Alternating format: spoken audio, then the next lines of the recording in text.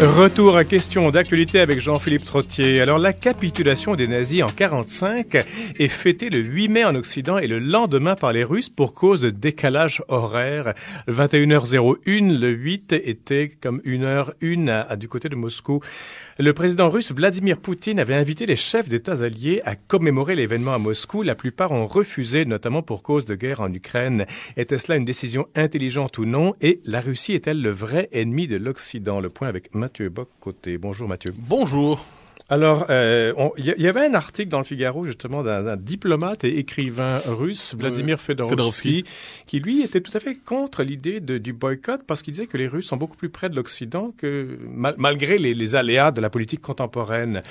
Et alors, il y a juste Angela Merkel, en fait, qui est allée le lendemain, donc le 10, pour déposer une gerbe ou se recueillir devant la flamme du soldat inconnu avec Poutine, qui a réussi à marquer son désaccord tout en respectant les sensibilités russes qui sont extrêmement fortes parce qu'ils ont effectivement perdu au moins 25 millions de personnes. En fait, Fedorovski dit les Occidentaux voulant marquer leur désaccord avec Poutine ont surréagi et ont insulté le peuple russe dans son ensemble.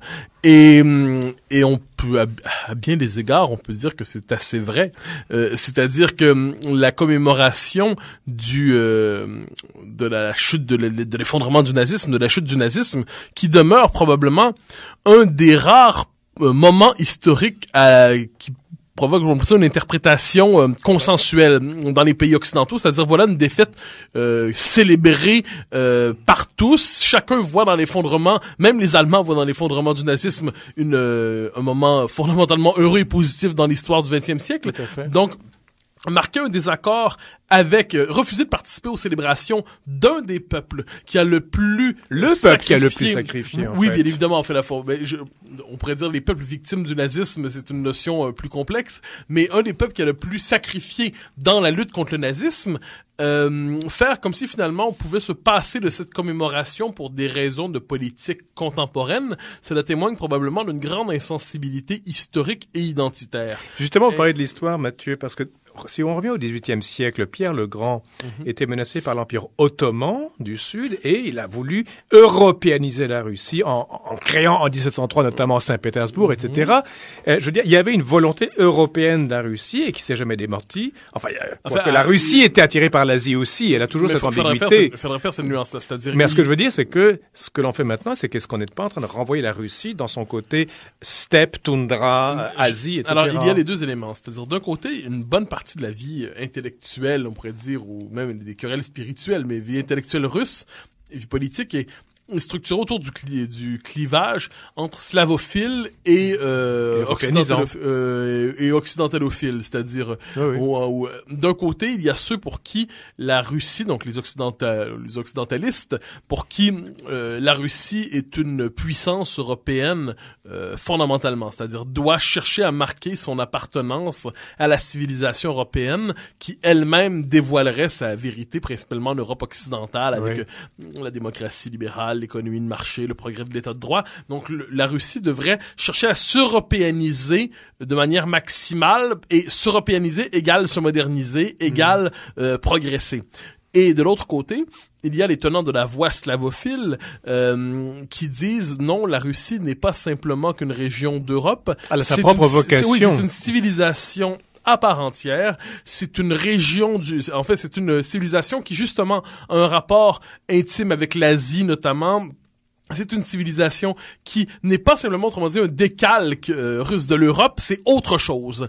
Et ce débat traverse l'histoire intellectuelle, politique de la Russie. Et aujourd'hui, on peut croire que devant les tensions très nettes avec l'Europe occidentale, qui se révèlent notamment autour de l'Ukraine, mais pas seulement, devant aussi, par ailleurs, il faut bien le dire, la montée de la Chine, la montée de l'Asie dans le monde d'aujourd'hui, la Russie a intérêt à assumer sa part asiatique plus explicitement.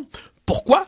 Eh bien, tout simplement parce que dans le monde qui vient, l'Asie, on voit par exemple la présence de la Chine qui était là, et ainsi de suite, l'Asie qui est aussi un espace de référence possible pour la Russie, qui est un espace de référence de la Russie, eh bien, c'est probablement un meilleur espace de projection que la volonté de toujours, finalement, qui a été l'approbation d'une Europe occidentale que l'on considère en déclin. Et tout petit mot là-dessus, il faut bien voir dans la pensée politique russe en ce moment, et un petit livre assez intéressant est paru récemment sur ça, Dans la tête de Vladimir Poutine, de Etchelninov, qui est un des types du magazine littéraire, qui nous dit fondamentalement, au cœur de la pensée politique russe en ce moment, surtout sa pensée conservatrice qui est au pouvoir, il y a le sentiment d'une décadence profonde de l'Europe occidentale. Pourquoi voudrait-on s'aligner sur des décadents? Il y a ça aussi, mais bon, l'Europe est décadente. Les États-Unis constatent que leur pouvoir est concurrencé par les Chinois.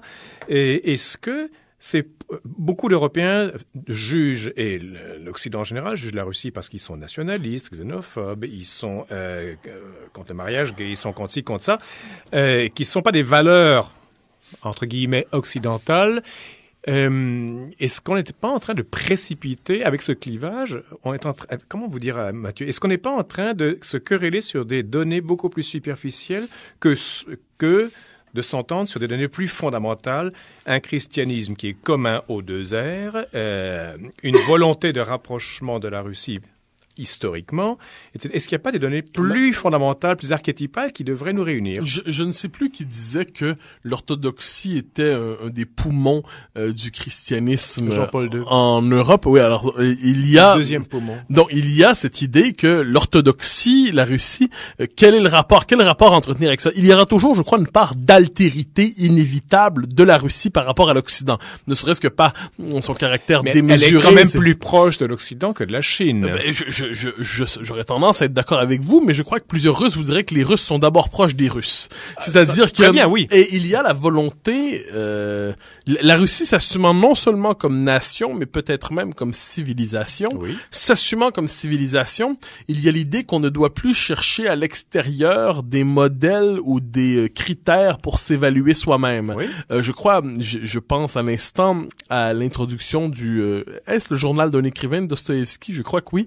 Où il fait un éloge justement de la voix russe, la possibilité pour la Russie d'approfondir son propre génie spirituel et historique. Bon, on sait que c'est le journal d'un écrivain de Dostoïevski, c'est sa part la plus réactionnaire, pour le dire avec le vocabulaire d'aujourd'hui. Mais il y a cette idée que la Russie doit assumer sa voix singulière. On doit bien voir aussi que l'histoire du 20e siècle continue de travailler le présent de la Russie. C'est-à-dire, voilà, la Russie aujourd'hui, d'un côté, ne veut plus, n'entend certainement pas restaurer de quelque manière que ce soit le communisme qui l'a précipité dans l'abîme, mais de l'autre côté, n'entend pas traiter les nombreuses décennies de l'URSS simplement sous le signe de la pénitence et de la repentance.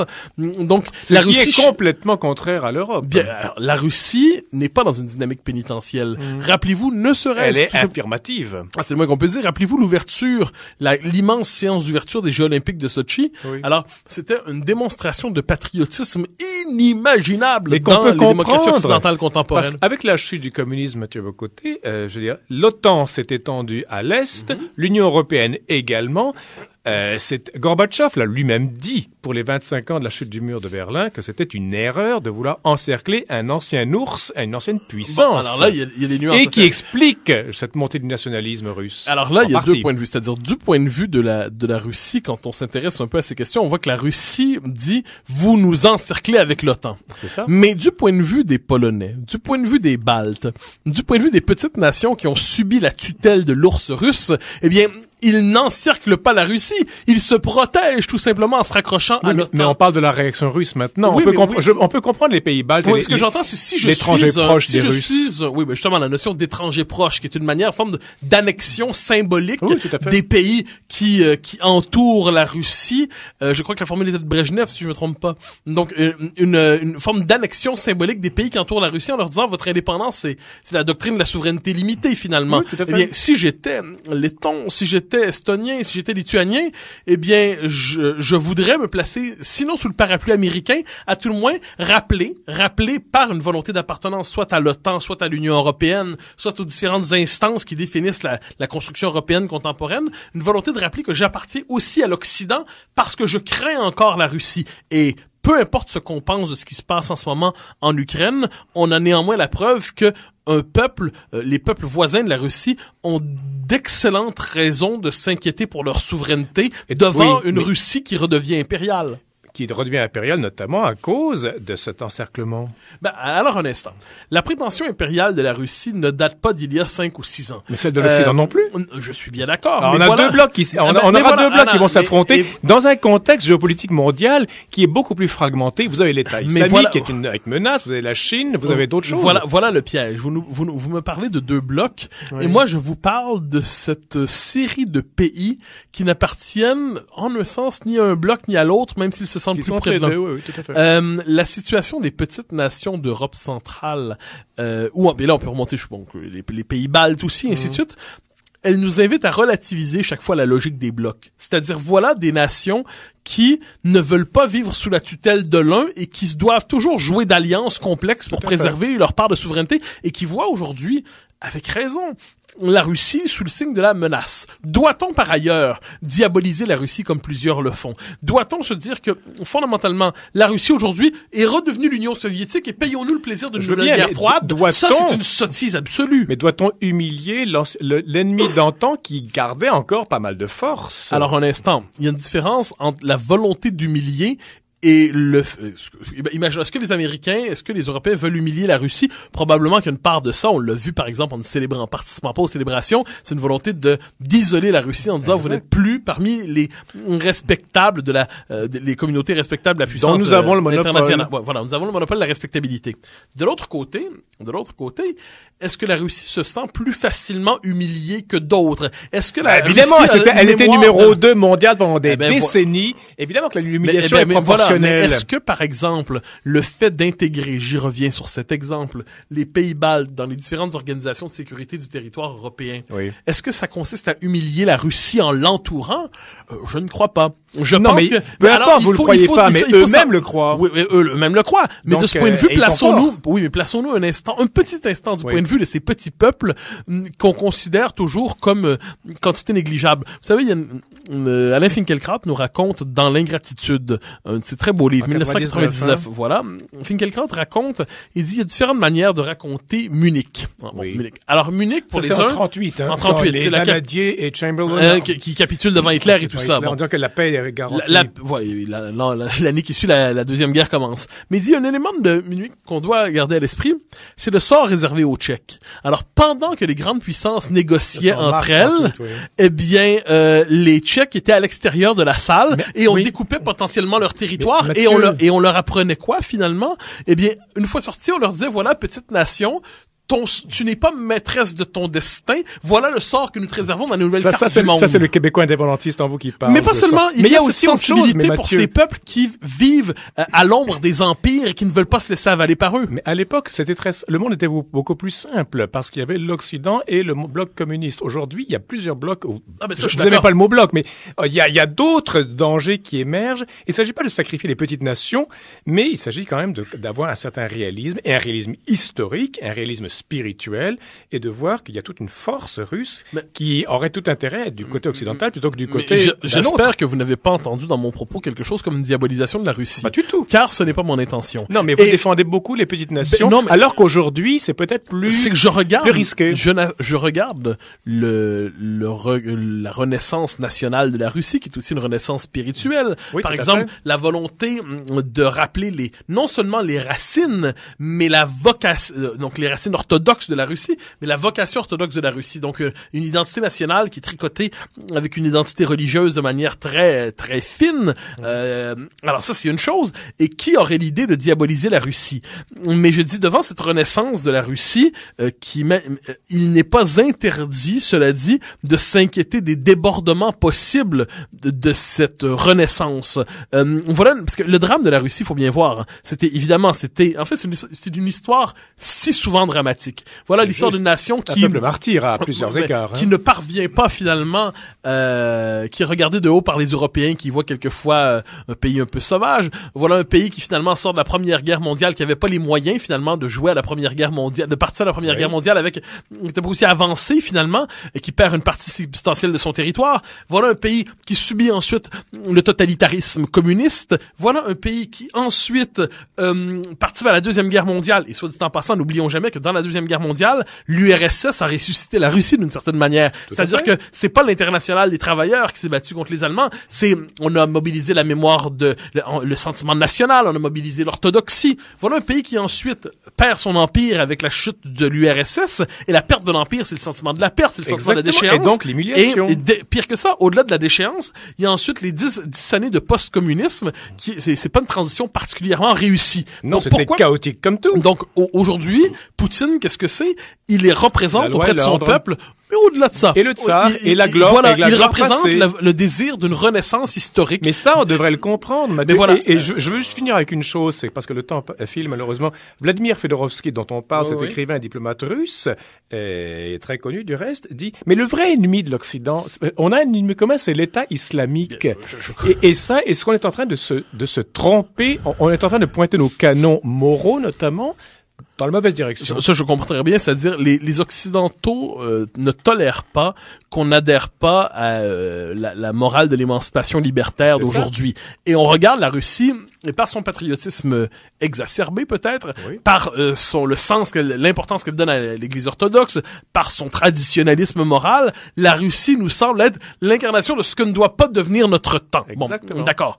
Et de l'autre côté, on oublie effectivement, et je peux comprendre plusieurs critiques, mais de l'autre côté, on oublie effectivement que la véritable menace pour notre temps, c'est l'islamisme radical, qui a une déclaration de guerre, tout azimut. Alors là, il faut être capable, justement, de voir la Russie sous la figure, mais c'est le retour à la vieille politique dans ce qu'elle a de mieux. J'entends par là le sens du réalisme, le sens des alliances stratégiques, le fait que nous ne devons pas communier aux mêmes valeurs philosophiques pour être capables de travailler ensemble autour d'intérêts communs. Nous devrons probablement sortir d'une politique trop moralisatrice et renouer avec un sens du politique lié au réel profond. De ce point de vue, ne pas voir la Russie comme le nouveau Troisième Reich serait un progrès. Et faire lire à nos politiciens et politiciennes Dostoïevski, Tolstoï, Pasternak et tout ça. Bien évidemment, ça serait quand même une bonne formation. Une bonne formation que vous avez lu par cœur, j'imagine. Pas par cœur, mais quand même beaucoup. En russe? Ah non, certainement en slavon? Ah non, en français. Et les auteurs de génie, on les traduit. Mathieu Bocoté, on vous traduira un jour aussi. À la semaine prochaine. Au grand plaisir. Voilà, c'est tout pour aujourd'hui.